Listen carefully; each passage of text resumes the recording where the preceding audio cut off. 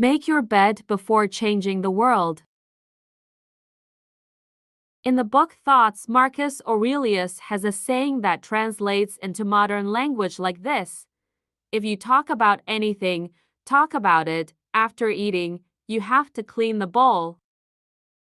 In the book Make Your Bed and Change the World, US Navy Colonel William H. McRaven also said, "Throughout my life in the Navy, making my bed is the constant thing that I always have to do every day.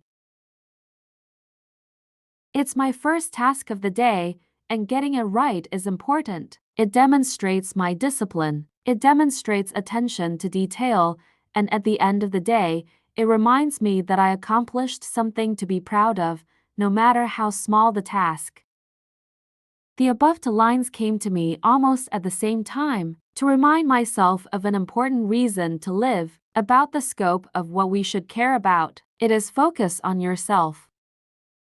Is it true that we often easily give personal opinions and views on significant issues or care too much about things that don't concern us? It can be a discussion about macro topics, socio-political economy, hot showbiz news, or comments bad-mouthing others. While practical issues are as minor as making the bed, washing the dishes, folding the blanket, or solving our problems, we often click our tongues, "Well, I can't do it anytime." Speaking of which, we are only sometimes ready to advise others, but when it comes to our problems, we cannot find a way out. To find peace, the Stoics pursued a straightforward philosophy of life. Focus on what you can control instead of what you cannot control. We cannot control the weather, traffic jams, or what others think of us, but we can ultimately choose our perspective, find lessons from failures, and have the right to ignore the judgment of others. In an information overload like today, we must remind ourselves daily of this simple life philosophy: focus on yourself. Cleaning is meditation. Like journaling, cleaning your home is a way to help you practice mindfulness. You might think that housework is no big deal, but for me, doing housework is like a way to calm down and meditate emotion. Housework forces your limbs to move, like exercising, and when we do something with our hands, our brain will activate concentration to remind us to return to the present. Instead of considering housework an obligation, why can't we enjoy it as a relaxing meditative activity? After a long day at the company, we often just want to lie down and surf the internet. Instead, I usually open YouTube and turn on a list of my favorite classical music, turn the volume down to a low level while I cook rice, pick vegetables, take a bath, clean the house, or play with the cat for a while.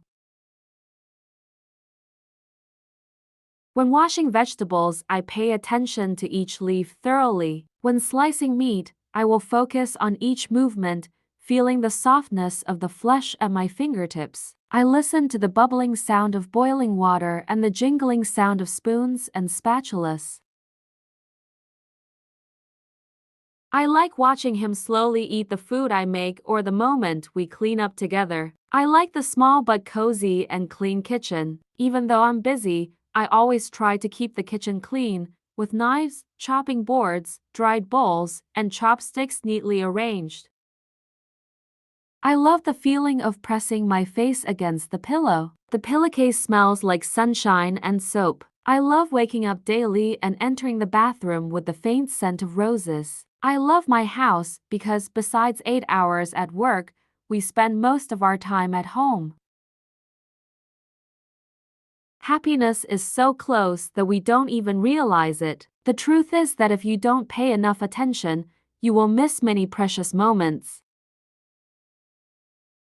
Brianna Weiss shares in the book, "The Mountain is You." If we are not organized, we limit our opportunities. Nothing positive or beautiful comes from chaos. When you see everything orderly and tidy, you will feel increased autonomy and control over your life. When you master your living space, you also begin healing your inner mind. Cleaning the space is cleaning the mind. When you do housework with full attention, you will feel an indescribable joy in your heart. Cleaning your space can help you heal and clear your mind. I consider stains on utensils, dishes, or clothes as stains in my mind. When I scrub a stain, I feel like the discomfort in my heart is also relieved. Is it true that cleaning up your space is a tangible version of the pain and hurt in your heart? Of course, the concentration we discuss when doing housework is not necessarily intense or deep work like when we work. The attention I'm talking about here is staying in the present and enjoying each moment. Nowadays, our senses are distracted by stimuli coming from short videos, entertaining music, or eye-catching images on technology platforms. They are stopping living slower in a world that constantly pushes them to more faster, which is a significant barrier. Our senses gradually wear away, becoming insensitive to what happens around us. But fortunately, we still have a cure: practicing intentional attention. You can start right away by asking questions for all your senses. From now on, when you wash the dishes, instead of just finishing them, try slowing down a bit. Do you hear running water, soap bubbles, or clinking glasses? Do you feel the water is cold or warm, flowing firmly or gently? Are you standing straight? Do you feel happy when cleaning, or are you annoyed that this is something you are forced to do? How you do one thing is how you do many things. You know, how we do one thing is how we do many things. How you do small things is how you do big things. Looking at the way you wash dishes and sweep the floor can also predict your working attitude.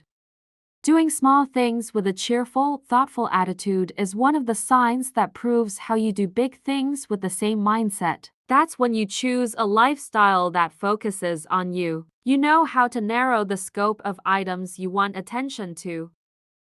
Spending time with those on the same wavelength as you would be best. You will become more independent when you know how to do basic housework, cook a meal not too fancy but nutritious enough, put things in the right place after using them, learn how to wash the shirt you wear, and wipe the house. Only when you do small things with enjoyment and appreciation will you bring that same attitude to do other, more significant things. We often look down on the small stuff and think we are only worthy of doing big things. But you know, the best people are always the ones who do well from the basics. If there is ever a time when you feel tired or disoriented, try standing up and doing something: washing dishes, sweeping the floor, doing laundry. Do anything that can help you exercise. Focus on yourself. You will become more realistic when you do not waste valuable time on things that are not yours.